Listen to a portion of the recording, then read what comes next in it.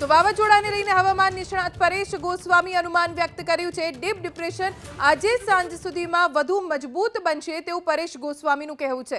હવામાન નિષ્ણાત પરેશ ગોસ્વામી મુજબ ડીપ ડિપ્રેશન સાયક્લોન સ્ટોર્મમાં પરિવર્તિત થશે। આ વાવાઝોડું સૌથી ઓછા આયુષ્યવાળું વાવાઝોડું હશે। પરેશ ગોસ્વામીનું અનુમાન છે કે આ વાવાઝોડું વધુ મજબૂત બનશે। આ વાવાઝોડાને અસના નામ આપવામાં આવ્યું છે। હાલ જે રીતનો રૂટ છે આ વાવાઝોડાનું તે મુજબ વાવાઝોડું પાકિસ્તાન તરફ ફંટાશે, પણ તેની અસર કચ્છના ઘણા બધા વિસ્તારોને થશે।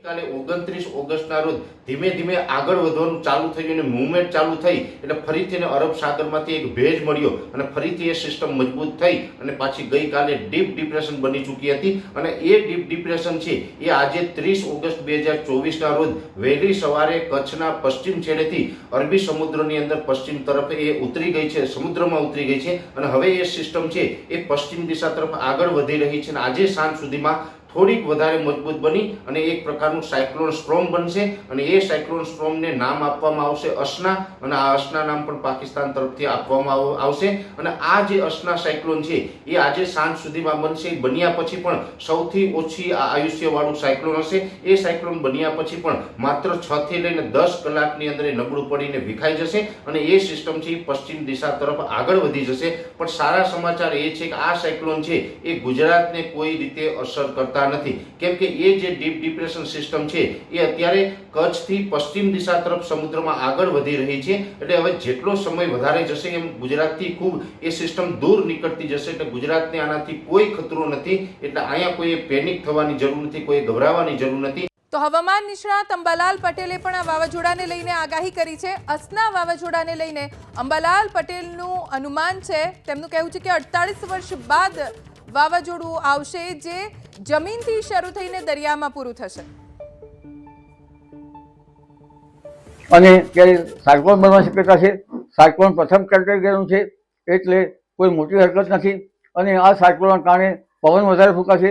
આ સાયક્લોન દરિયામાં ઇમર્જ થઈ ત્યારબાદ કરાચીના માર્ગે થઈ અને પાકિસ્તાનમાં ભારેથી અતિભારે વરસાદ કરવાની શક્યતા છે અને ત્યાંથી ઓમાનના માર્ગે પણ જઈ શકે છે। પરંતુ આ વાવાઝોડાનો ઘેરાવો જબરો છે, 500 કિલોમીટર જેવું લગભગ એનો ઘેરાવો છે અને તેના કારણે આ વાવાઝોડાની અસર છેક મુંબઈ મહારાષ્ટ્રના ભાગોનો થઈ માંડીને દક્ષિણ ગુજરાતના ભાગો, દક્ષિણ સૌરાષ્ટ્રના ભાગોથી કચ્છના ભાગો સુધી તેની અસર રહેશે અને દરિયા કિનારે ભારે પવન ફૂંકાવાની શક્યતા રહેશે। દરિયા કિનારે 65 થી 70 કિલોમીટર ઝડપે પવન ફૂંકાવાની શક્યતા રહેશે। ખેડૂત ભાઈઓ સાવધ રહેવું ઈચ્છે છે। ઉપરાંત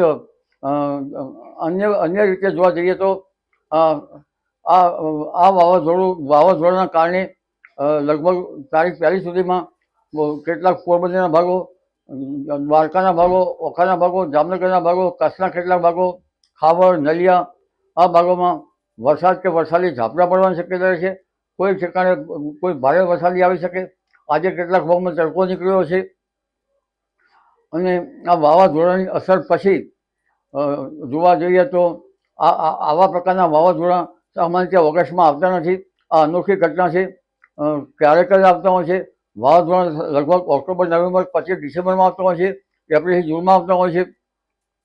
પરંતુ આ વાવાઝોડા માટે એનું સ્ટ્રક્ચર બનવું અગત્યનું છે એટલે વાવાઝોડાનું સ્ટ્રક્ચર ઓગસ્ટમાં બન્યું છે।